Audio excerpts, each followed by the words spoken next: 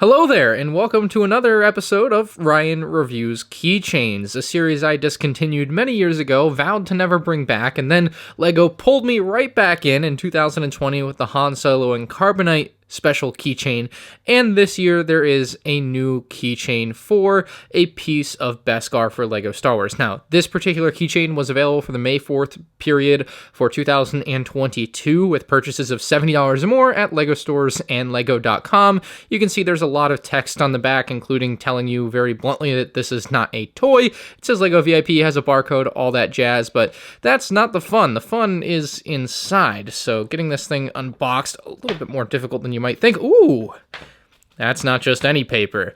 That's Lego paper. So we will gently tuck that back in. Wouldn't want to lose that. That is a piece of history right there.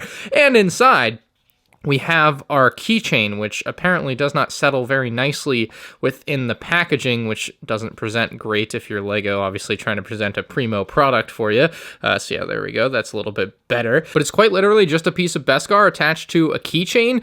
My problem with this is it's not an actual LEGO piece. Now, the Han Solo and Carbonite, we're going to compare them here. The Han Solo and Carbonite was a bit more reasonable in a way. Now, I didn't love that it didn't match the size of the actual LEGO keychain piece, but at the very least, it actually looked like a real LEGO piece, and that was something it had going for it. It said LEGO VIP on the back, nothing else really crazy going on there.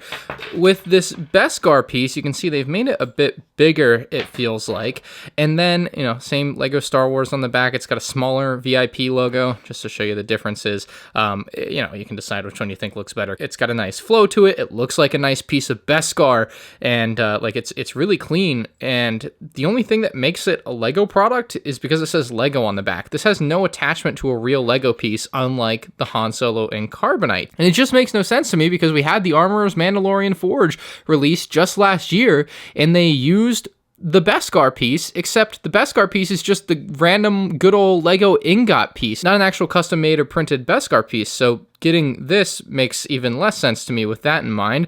At least it's got the proper Imperial logo there. Now, in the interest of fairness to LEGO, which I don't find myself highly motivated to be fair to, I did say in my review of the Han Solo and Carbonite keychain that it should have been something Mandalorian related. And while this is like 2 years too late, not that people can't still enjoy it, you know, fair game there. They made something Mandalorian related. One of my things with the original keychain is that I thought it just weighed too much. Almost 60 grams or 60 grams is just going to be really heavy in your pocket. It's not going to be something you're actually going to want to attach to your keys. Also, it's metal, so if it hits anything, it's going to hurt or it's going to chip away at things. And then if you bring in a pair of actual keys here, you can see those also already weigh 60 grams. It's like carrying around another entire key in your pocket. It just doesn't make any sense. But if we bring in the brand new keychain, let's see if they've reduced the weight at all. And it looks like they did. About 10 grams off isn't too bad, but it does come along with an increased size in your pocket, which might not be something you're looking for. I'm certainly not. I always just roll with just the key. I have no interest in having any keychain, even lighter ones. I suppose you'd be less affected by its weight if you put it on a backpack, but then it becomes like a mini wrecking ball on your back because it's this heavy metal keychain